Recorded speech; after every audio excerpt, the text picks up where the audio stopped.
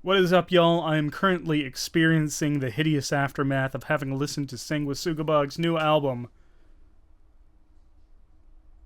Hideous Aftermath.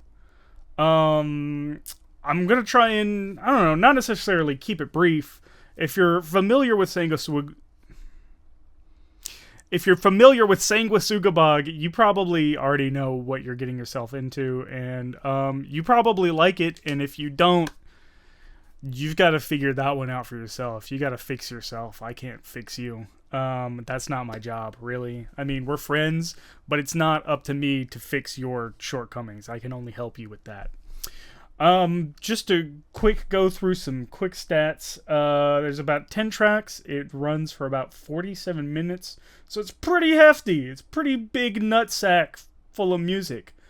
Um, and I guess to get into some tracks that really stood out for me, obviously, abhorrent.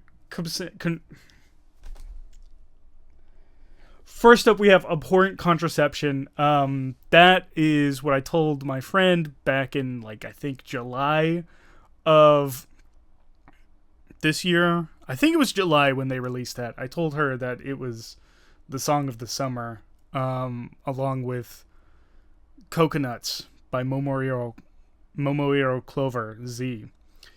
Um, yeah, I mean it's brutal. All of this shit is brutal. I'm just looking over my notes.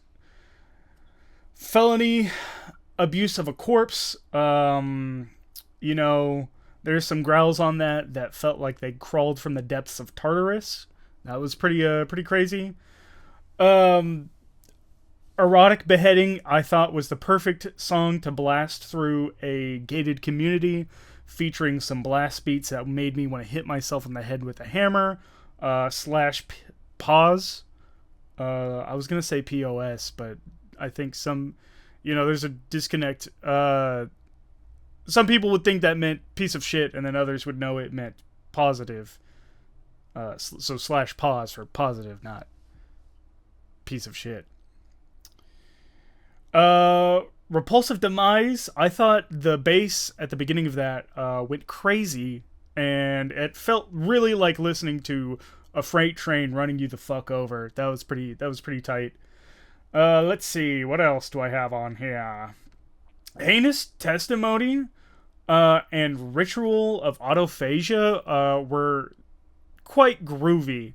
I think people who don't listen to some of this stuff might not understand how something like this could be so groovy, but it really does. You really sit there and move. And I think Cody Davidson is really quite. He's really quite. That boy quite is something. Let me tell y'all what. What else? Sanctified Defilement opens with a slap in the fucking face, which follows erotic beheading. You know, you're getting brutalized by erotic beheading. It lulls towards the end, and then you get slapped in the face by Sanctified Defilement.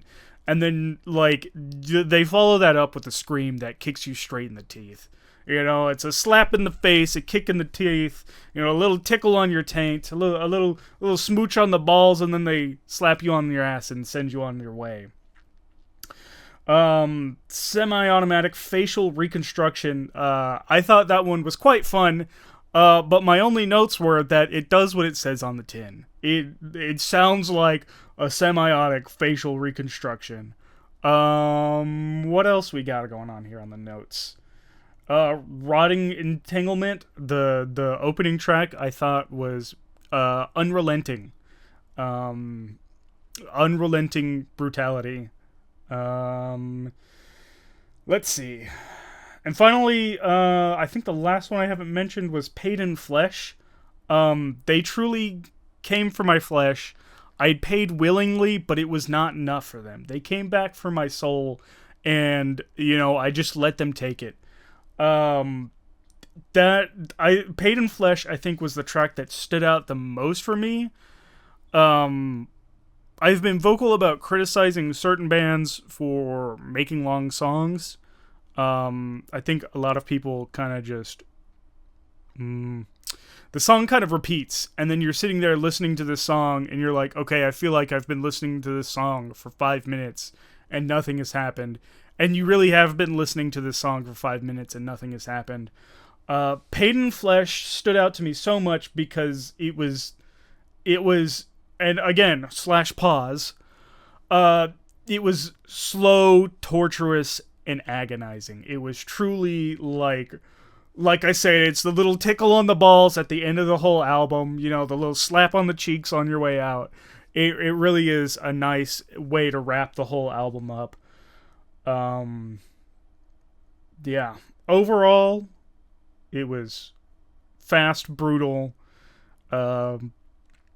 ignorant. You know, my favorite thing about reviewing any kind of more extreme metal is that I use a lot of descriptors. You have to use a lot of descriptors that to a normal person would sound as just like the cruelest and meanest criticisms.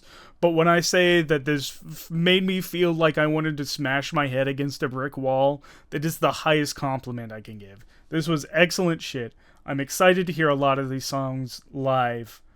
And yeah, that's about it. Go listen to that shit. And if you don't like it, like I said, you have to fix yourself, my friend. And you can become better. You just have to keep listening to it over and over until you like it. You wake the fuck up. You become an actual adult. So thank you for watching. Thank you, Sanguisugabog, for making this. Yeah. Peace.